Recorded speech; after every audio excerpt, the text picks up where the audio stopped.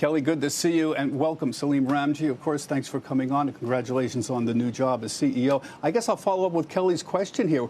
It's rather startling that you were the guy, an outsider, coming into Vanguard for the first time and coming from BlackRock. Why did you take the job, and what are you trying to accomplish while you're here at Vanguard? Yeah, those are good questions, Bob. First of all, thank you for making the trek to Malvern. It's great to be here, and I just moved in last week into our new place, and I've been here for a few weeks now. And the thing that was always attractive to me about Vanguard, and it goes back to, I was a big reader of all of Bogle's books when they came out, and admired a lot of what he wrote about and he talked about in the founding of the firm and the growing of the firm. And for me, it starts with the clarity and the consistency of purpose. And I think what's been one of my great surprises since having started earlier this month is that as I get to meet more and more of our crew, the 20,000 people who work all across Vanguard, that sense of purpose and that sense of mission is just as fervent today as it was, I imagine back when Jack had founded the company. Yeah, so and I think those are really special You want to continue Jack's legacy, you seem to be saying. Absolutely. I want to continue the sense of purpose and the mission of the company because I think it's a really special and important aspect of what the company was built on and what the company stands for. We're all about kind of making money for our clients, not making money from our clients. And I think one of the great geniuses that Bogle put into place was not just the mission, but a structure that continually reinforces that because our clients are our owners.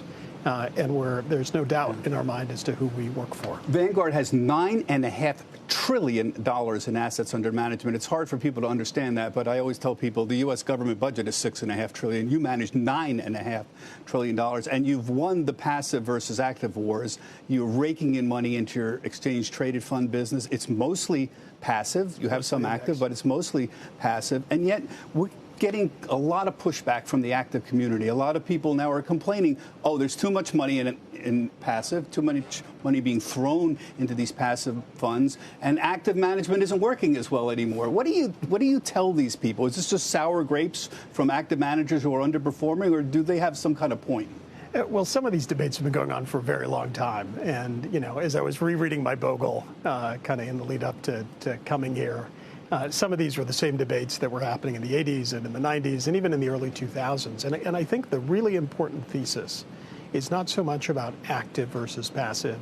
It's the cost matters hypothesis, which is that if you can deliver to clients low-cost investing, maybe it's an index, maybe it's an active, they can keep more of what they earn. Yeah.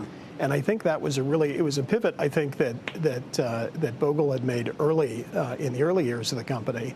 But it really goes back to, what's the cost of the investment service that you're getting? And I think if the cost is low, it gives an active manager a higher probability of outperforming. But it also ensures that across the total portfolio, a client's well served. And that's why we've had active management for many, many decades, and we've had index management for many, many decades, but all of them fit the bill of low cost and high quality. But $9.5 trillion is almost unimaginably large. You've held some very large stakes. I mean, 5% or more in most companies in the S&P 500. And I understand it's a passive investment, but some regulators have expressed concerns about the size of the holding. So you recently warned investors that U.S. regulators might restrict the size of the stakes you might have. Is this a concern, and might this in any way restrict Vanguard's ability to grow? Look, we're always working constructively with our regulators to make sure that we can offer clients the best choice and at the lowest possible cost. I think that the number that I keep in mind is that we have 50 million clients. The average holding they have with us in the scheme of it is very big for them, but it's typically just under a couple $100,000.